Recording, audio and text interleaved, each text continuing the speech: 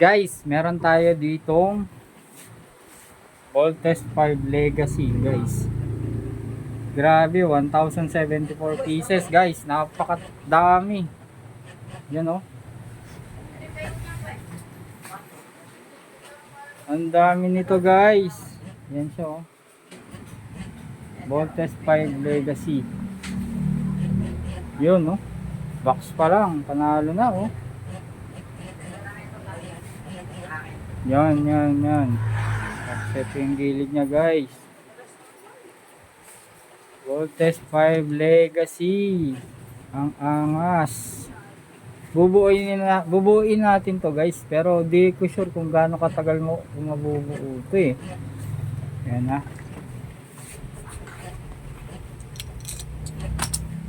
Yan, text natin. Ito yung kanyang manual, guys. Oh. Yung kanyang manual. Yun oh. Ang kapal. Guys. 1,074 pieces, guys. Imagine mo, di mo mabibilang sa daliri. Ang kapal ng manual. Oh my god.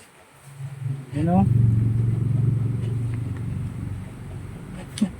Kaya ilang araw kaya natin bubuin to, guys. Ha?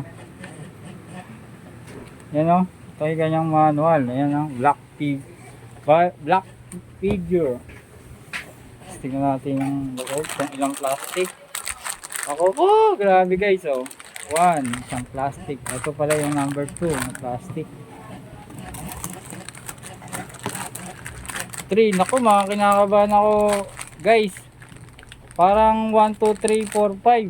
Ibig sabihin yung plastic to. Ay, hindi naman pala. Hindi naman.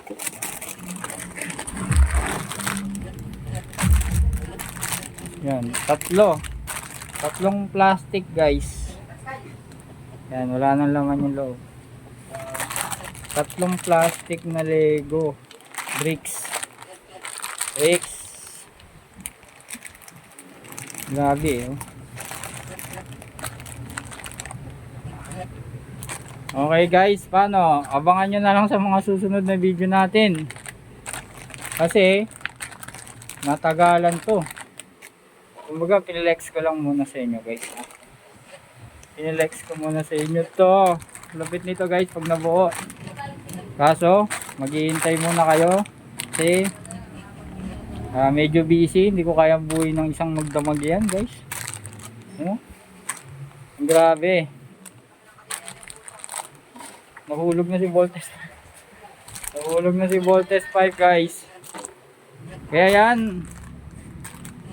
Ano lang to? Teaser lang kung tawagin.